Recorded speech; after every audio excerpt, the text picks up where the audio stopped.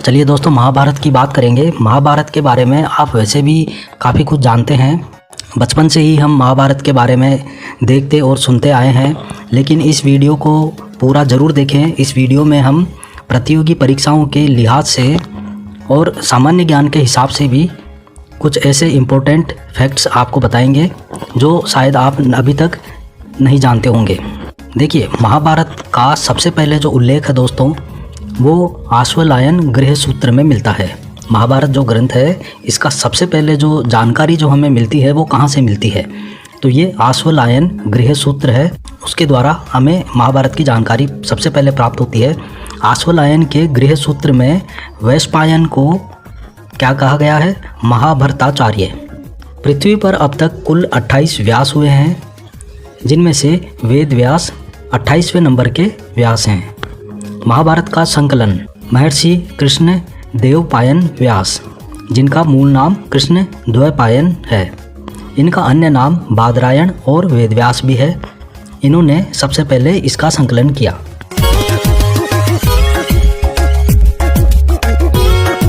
इनके पिता महर्षि पाराशर थे। कृष्ण द्वैपायन वेदव्यास कृष्ण वर्ण होने के कारण, अर्थात ये सांवले रंग के थे, इस कारण इन्हें कृष्ण कहा गया। यमुना द्वीप में जन्म लेने के कारण द्वैपायन कहा गया, और वेदों का संकलन करने के कारण वेद व गोत्र व्यास होने के कारण इन्हें व्यास कहा गया। ठीक है, तो इनका जो नाम है कृष्ण द्वैपायन वेदव्यास, वो इस प्रकार इनका नाम रखा गया है।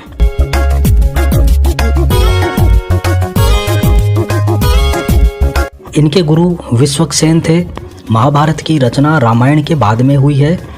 इसका अंतिम रूप से संकलन 400 ईस्वी के आसपास राजस्थान में पुष्कर झील के किनारे हुआ। जैसा कि आप सब जानते हैं, राजस्थान में प्रसिद्ध झील है पुष्कर झील, जिसका हमारे ग्रंथों में भी उल्लेख है और काफ़ी पवित्र झील इसे माना जाता है।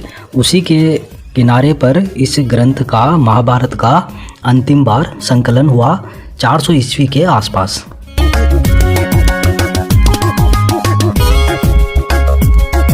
तो जब इसकी शुरुआत हुई लिखने की, तो सबसे पहले जब ये महाभारत लिखी गई तो इसमें 8800 श्लोक थे, और उस समय इस महाभारत का नाम था जय संहिता। और बाद में धीरे धीरे बढ़ते बढ़ते जैसे जैसे समय गुजरता गया, इसमें और श्लोक जोड़े गए, और जब इसकी संख्या, श्लोकों की संख्या 24,000 हो गई, तब इसे भारत नाम से जाना जाता था। और वर्तमान में आज के समय इसमें कुल 1 लाख श्लोक हैं, इसीलिए इसे सत सहस्त्र संहिता या महाभारत के नाम से जाना जाता है।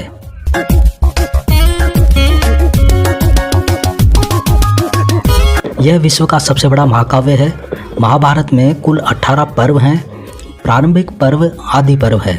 सबसे पहला जो पर्व है इसका, वो आदि पर्व है। उस पर्व का नाम है आदि पर्व। ठीक है, और अंतिम पर्व कौन सा है? स्वर्गारोहण पर्व। तथा इसके छठे पर्व में गीता का उल्लेख मिलता है।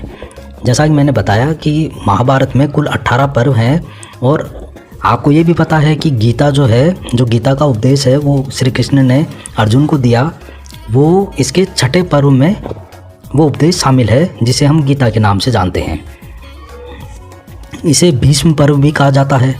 जो छठा पर्व है गीता वाला, इसे भीष्म पर्व भी कहा जाता है। गीता को स्मृति प्रस्थान भी कहा जाता है। गीता जो ग्रंथ है उसका दूसरा नाम है स्मृति प्रस्थान। गीता में सर्वप्रथम अवतारवाद का उल्लेख तथा ज्ञान भक्ति कर्म का संगम मिलता है। ठीक है दोस्तों, ये इम्पोर्टेंट चीज़ है कि अवतारवाद का, जैसा कि हम पुराने ग्रंथों में देखते सुनते आए हैं कि जो अवतार होता है एक महापुरुष की मृत्यु के बाद में वो दूसरे रूप में जन्म लेते हैं, तो उसे अवतार कहते हैं। तो ये अवतारवाद का जो उल्लेख है सबसे पहले हमें कहाँ से मिलता है? गीता से मिलता है।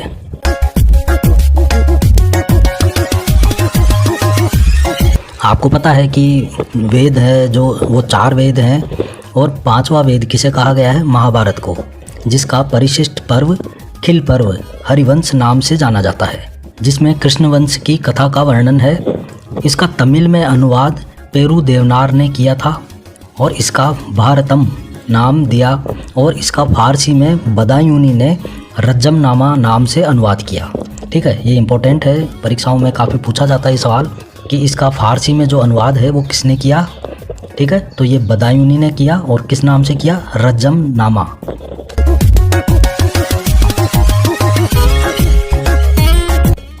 (445 ईस्वी में एक शिलालेख में महाभारत को शतसहस्त्री संहिता कहा गया है, ठीक है। 445 ईस्वी के एक शिलालेख में महाभारत को किस नाम से पुकारा गया है, शतसहस्त्री संहिता। महाभारत के एक से अधिक विषय पर लिखा गया विश्व का सबसे बड़ा ग्रंथ है, ठीक है दोस्तों।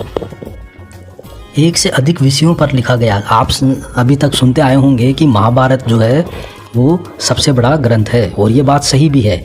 लेकिन किस आधार पर ये सबसे बड़ा ग्रंथ है, ये एक से अधिक विषयों पर लिखा हुआ सबसे बड़ा ग्रंथ है। लेकिन अगर हम ये बात करें कि एक विषय पर लिखा गया सबसे बड़ा ग्रंथ, ठीक है, एक विषय पर लिखा गया सबसे बड़ा ग्रंथ कौन सा है विश्व का, वो है जैन अवेस्ता, ठीक है, और फारसी धर्म का ये ग्रंथ है।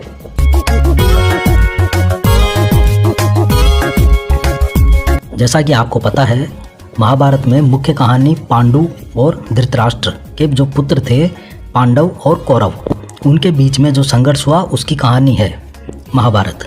और जिसका जो इनके बीच में जो अंतिम जो युद्ध हुआ वो वर्तमान दिल्ली के पास में हरियाणा में कुरुक्षेत्र नामक स्थान है, वहाँ पर ये महाभारत का युद्ध हुआ। महाभारत काल में पांडवों ने अपना अज्ञातवास विराटनगर जयपुर में गुजारा। यह विराटनगर, जिसका पुराना नाम है बैराठ, ये मत्स्य महाजनपद की राजधानी हुआ करती थी।